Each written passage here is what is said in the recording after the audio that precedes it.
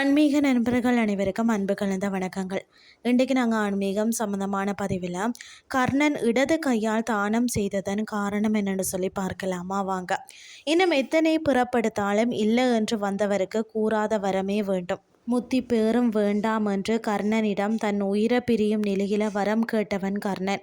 இத்தகைய மனபாவம் படைத்தவன் ஆகையால் அவன் தலையெழுத்து வந்து பார்த்திங்கன்னா வள்ளல்களில் முதன்மை பெற்றான்னு சொல்லலாம்.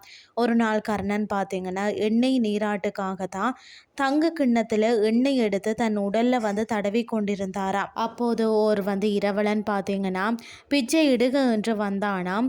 தங்கங்கிண்ணம் இடது கை பக்கமாக இருந்தது. கர்ணன் அதனை தன் இடது கையாலேயே எடுத்து இரவலனுக்கு அழைத்து விட்டாராம். இரவலன் மகிழ்வுடன் சென்றாராம். அருகில இருந்த நண்பர் ஒருவர் கர்ணனை நோக்கி, அங்க பூபதியே, இடது கையால் தானம் தரலாகாது என்றும் அறநூல் கூறுகிறதே, தங்கள் செய்தது அறநூலுக்கு மாறுபட்டதல்லவா, வழக்கையால் தானே தந்திருக்க வேண்டும் என்றாராம்.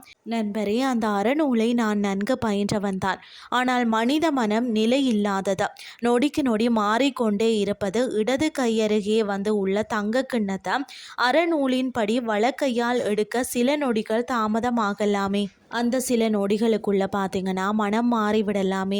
இவ்வளவு விலை உயர்ந்த கிண்ணத்தை தானமாக தரலாமா என்று மனம் பகுத்தறிவை பேச தொடங்கிவிட்டால் என்ன ஆவது? என் கொடை தடுமாறி போகலாம். அதனால் தான் இடது கையால் அளித்தேன் என்று கூறினாராம் கர்ணன்.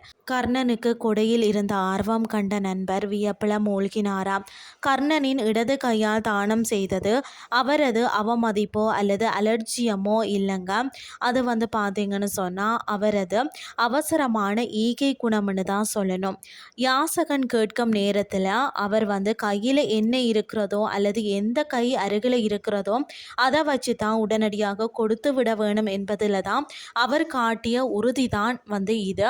ஒரு முறை கிருஷ்ணன் அர்ஜுனனிடம் பார்த்தீங்கன்னா கர்ணனின் சிறப்பை பற்றி கூறும்போது தான் கர்ணன் ஒரு கையில் வாளுடனும் அதாவது போரிட்டு கொண்டிருக்கும் போதும் மற்றொரு கையை தானம் செய்வதற்காகவே வைத்திருந்தார் என்றும் குறிப்பிட்டிருப்பார். அதாவது அவர் எந்த நேரமும் பிறருக்கு கொடுக்கும் மனநிலையிலேயே இருந்தார் என்றது தான் உண்மை.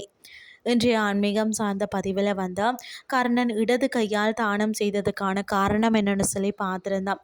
இந்த ஆன்மீகம் சார்ந்த பதிவு உங்களுக்கும் பிரயோசனமாக அமைஞ்சிருக்கும்னு சொல்லி நானும் நம்புகிறேன்.